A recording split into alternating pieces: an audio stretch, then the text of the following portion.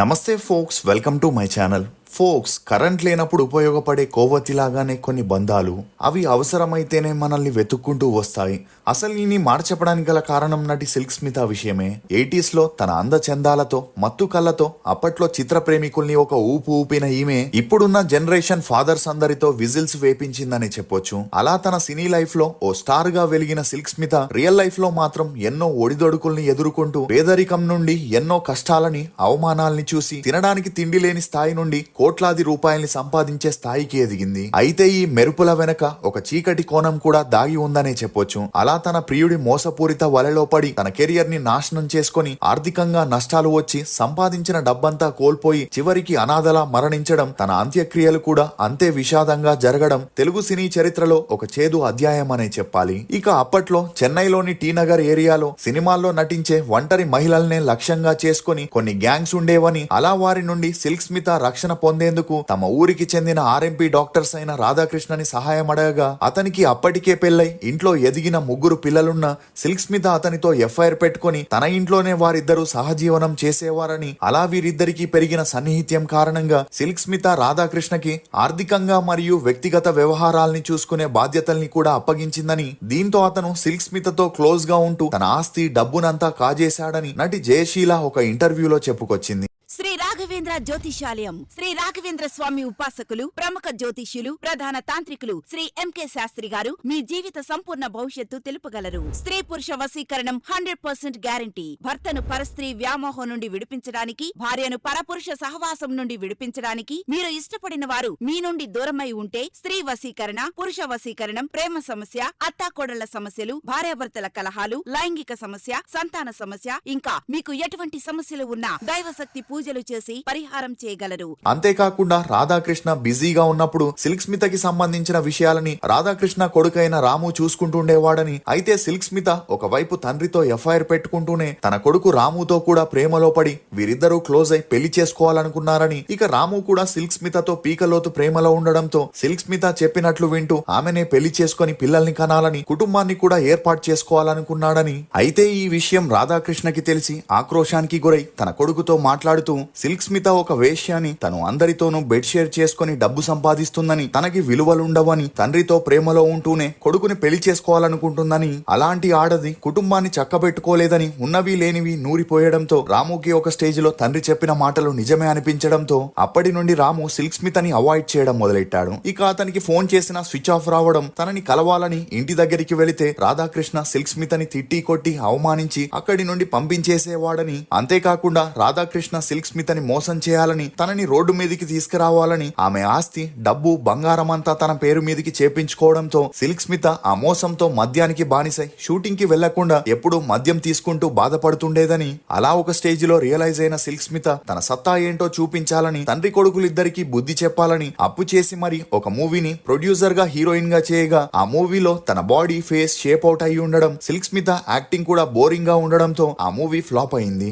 ఇక అలా అప్పిచ్చిన వారు తన ఇంటి దగ్గరికి వచ్చి టార్చర్ పెట్టడంతో ఉన్న ఆస్తిని కోల్పోయిన సిల్క్ స్మిత అటు ప్రొఫెషనల్ గా ఇటు పర్సనల్ గా తను ఓడిపోయానని నిర్ణయించుకొని ఒక లెటర్ ని రాసి ఈ లోకంలో లేకుండా పోయిందని జయశీల చెప్పడంతో ఈమె వ్యాఖ్యలు ఇప్పుడు అన్ని చోట్ల హల్చల్ అవుతున్నాయి. అసలు సిల్క్ స్మిత రాసిన లెటర్ లో ఏముంది, సిల్క్ స్మితకి రజనీకాంత్ కి మధ్య అసలు ఏం జరిగింది, జయశీల చెప్పిన మాటల్లో ఎంతవరకు నిజముంది, సిల్క్ స్మిత మరణించినప్పుడు చివరి చూపుగా ఎందుకు ఎవరూ రాలేదు, సిల్క్ స్మిత మృతదేహంపై లైంగిక దౌర్జన్యం చేసిందెవరు, చిరంజీవి సిల్క్ స్మిత మధ్య ఉన్న గొడవలేంటి అనే నమ్మలేని నిజాల్ని ఈ వీడియోలో చెప్పడానికి నేను ప్రయత్నిస్తాను. మీరు మాత్రం ఈ వీడియోని పూర్తిగా చూడండి. వివరాల్లోకి వెళితే 13 ఏళ్లున్నప్పుడే సిల్క్ స్మిత అలియాస్ విజయలక్ష్మిని తన తల్లిదండ్రులు డబ్బు కోసం 50 ఏళ్ల వ్యక్తితో పెళ్లి చేసి ఇంట్లో నుండి పంపించేశారు. ఇక అతను రోజు పెట్టే లైంగిక దౌర్జన్యాలని తట్టుకోలేక పుట్టింటికి వెళితే తల్లిదండ్రులు రానివ్వకపోవడంతో చెన్నైకి వెళ్లి ఏదైనా పని చేసుకుని బ్రతకాలని డిసైడ్ అయి చెన్నైకి వెళ్లే ట్రైన్ ఎక్కింది. ఇక అలా చెన్నైలో దిగాక ఒక చిన్న ఇల్లుని అద్దెకు తీసుకొని పని కోసం ట్రై చేయగా ఎక్కడా కూడా తనకి పని దొరకకపోవడంతో బస్ స్టాప్ లో బాధపడుతూ కూర్చొని ఉంటే జూనియర్ ఆర్టిస్ట్ కోఆర్డినేటర్ ఒక మూవీకి 500 మంది జూనియర్ ఆర్టిస్టులు కావాల్సి ఉండడంతో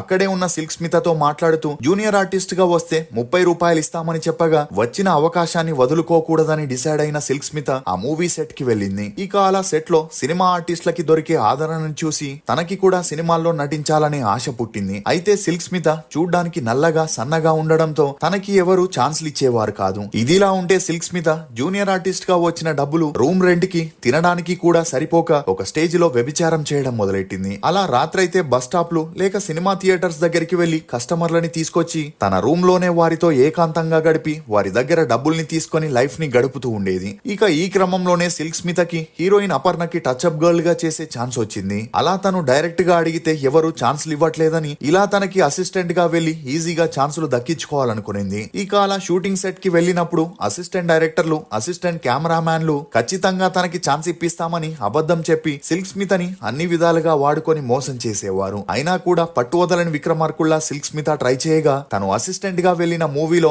ఒక క్యారెక్టర్ ఆర్టిస్ట్ డైరెక్టర్ విను చక్రవర్తితో గొడవపడి షూటింగ్ సెట్ నుండి వెళ్లిపోవడంతో ఆ పాత్ర షూటింగ్ ని ఇమీడియట్ గా కంప్లీట్ చేయాలని అక్కడే ఉన్న సిల్క్ స్మితతో ఆ పాత్రని చేపించగా సిల్క్ స్మిత ఆనందానికి అవధులు లేకుండా పోయాయి. అలా తను యాక్ట్ చేసిన వండి చక్రం అనే మూవీ 1979లో రిలీజ్ అయి హిట్ అవడంతో అందులో తను చేసిన సిల్క్ స్మిత పాత్ర పేరునే డైరెక్టర్ విను చక్రవర్తి సిల్క్ స్మితకి ఫిక్స్ చేయడంతో అప్పటి నుండి తన కెరియరే మారిపోయింది. అలా ఈమె చేసిన ఎక్స్పోజింగ్ కి మలయాళం మూవీస్ నుండి ఛాన్సులు వెతుక్కుంటూ వచ్చాయి. ఇక అలా 1 year లోనే 25 మూవీస్ లో నటిస్తూ బి గ్రేడ్ హీరోయిన్ గా ఎదగడంతో ఈమెను స్టార్ హీరోల మూవీస్ లో ఐటమ్ డాన్సర్ గా చేపిస్తుండేవారు. అలా ఎప్పుడైతే సిల్క్ స్మిత రజనీకాంత్ యొక్క కనికట్టు రాజా అనే మూవీలో ఐటమ్ డాన్సర్ గా చేసిందో అప్పటి నుండి రజనీకాంత్ సిల్క్ స్మితకి అన్ని విధాలుగా సపోర్ట్ చేస్తూ తనని హిందీ, కన్నడలో కూడా ఇంట్రడ్యూస్ చేయడం విశేషం.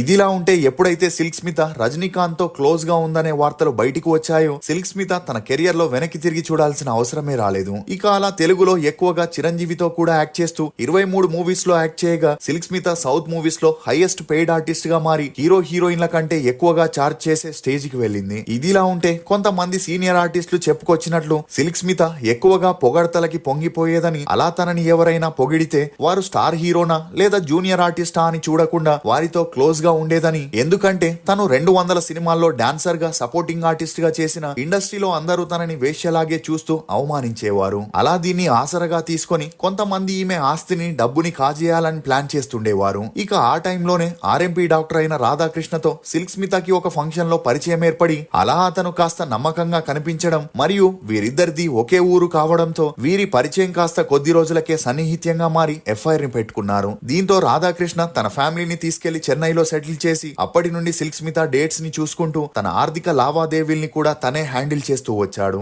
ఇదిలా ఉంటే చిరంజీవి యాక్ట్ చేసిన ముఠా మేస్త్రి సినిమాలో సిల్క్ స్మిత ఒక సాంగ్ ని చేయగా ఆ సాంగ్ కొరియోగ్రాఫర్ సిల్క్ స్మితతో మాట్లాడుతూ సాంగ్ అయిపోయిన వెంటనే చిరంజీవి మిమ్మల్ని కొడతారని సీన్ ని వివరించగా దాన్ని సీరియస్ గా తీసుకున్న సిల్క్ స్మిత చిరంజీవి నన్ను కొడతాడా, అంత మొనగాడా, ధైర్యం ఉంటే కొట్టమనండి అని అరిచి గోల పెట్టడంతో అక్కడికి వచ్చిన చిరంజీవి సిల్క్ స్మిత బిహేవియర్ ని తట్టుకోలేక అందరి ముందు లాగి ఒక్కడి కొట్టడంతో ఈ అవమానాన్ని సహించని సిల్క్ స్మిత అక్కడి నుండి వెళ్లిపోయి 3 రోజులు నాన్ స్టాప్ గా మద్యం తీసుకుంటూ రూమ్ లోనే ఉండిందని, అలా ఈ బిహేవియర్ తో చిరంజీవి ఆ తర్వాత తనకి సపోర్ట్ చేయలేదని కొరియోగ్రాఫర్ జై కుమార్ ఒక ఇంటర్వ్యూలో చెప్పుకొచ్చారు. ఇదిలా ఉంటే సిల్క్ స్మితకి రోజు రోజుకి మద్యం ఎక్కువై ఎక్కడికి వెళ్లినా గొడవలు చేసుకోవడంతో రజనీకాంత్, కమల్ హాసన్ కూడా ఆమెతో పనిచేయడం మానేశారు. ఇక మరోవైపు రాధాకృష్ణ బిజీగా ఉంటూ తన కొడుకు రాముని తనకి తోడుగా ఉంచగా సిల్క్ స్మిత అతనితో ఎఫ్ఐఆర్ పెట్టుకుని తనని పెళ్లి చేసుకోవాలనుకునింది. ఇక ఈ విషయం రాధాకృష్ణకి తెలిసి సిల్క్ స్మిత తన వెనక ఇంతలా ద్రోహం చేసిందని తట్టుకోలేక ఒకసారి తనకి బాగా మద్యం తాగిపించి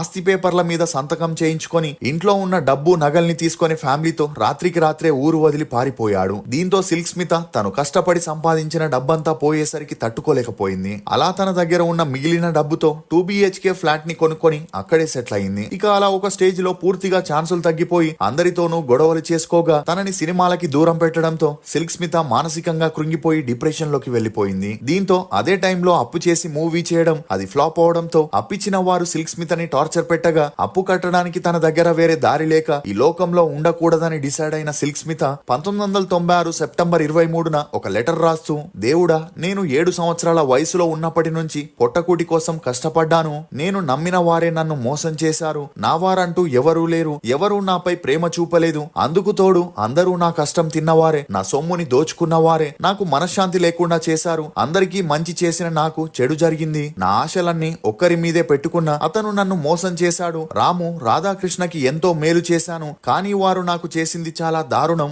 దేవుడంటూ ఉంటే వారిని చూసుకుంటాడు. ఇది రాయడానికి నేను ఎంత నరకం అనుభవించానో మాటల్లో చెప్పలేను అంటూ సిల్క్ స్మిత ఈ భూమి మీద లేకుండా పోయింది. ఇక మరుసటి రోజు ఈమె మరణం విషయం తెలిసిన ఇండస్ట్రీ నుంచి గాని, కుటుంబ సభ్యుల నుండి గాని ఎవరూ రాక ఒక అనాథ శవంలా తన అంత్యక్రియల్ని చేశారు. ఇక ఈ క్రమంలోనే ఒక న్యూస్ అన్ని చోట్ల హల్చల్ అయింది. అలా ఈమె బాడీని పోస్ట్ మార్టం కి పంపినప్పుడు అక్కడ పనిచేసే డాక్టర్లు, వార్డ్ బాయ్స్ ఈమెపై లైంగిక దౌర్జన్యం చేసి తమ కోరికల్ని తీర్చుకున్నారనే వార్తలు అప్పట్లో మీడియాలో హల్చలైన వాటిపై ఎవరూ స్పందించలేదు. అలా ఒక మెరుపులా ఇండస్ట్రీకి వచ్చిన సిల్క్ స్మిత తన 35వ ఏటకే ఈ లోకాన్ని వదిలి వెళ్లిపోవడం చాలా బాధాకరం. ఫోక్స్, అవసరం ఉన్నా లేకున్నా ఎప్పుడూ ఒకేలా ఉండు. అవసరం కోసం నటించే బంధాలు ఎప్పటికీ శాశ్వతం కాదు. ఇది ఫోక్స్ సిల్క్ స్మిత గురించి కొన్ని నమ్మలేని నిజాలు. ఈ వీడియో మీద మీ అభిప్రాయాన్ని కమెంట్ సెక్షన్ లో తప్పకుండా తెలియజేయండి. మేము చేసిన ఈ వీడియో మీకు నచ్చినట్లయితే ఒక లైక్ ద్వారా మీ సపోర్ట్ ని మాకు తెలియజేయండి. For more interesting videos please subscribe to CR voice. Thank you.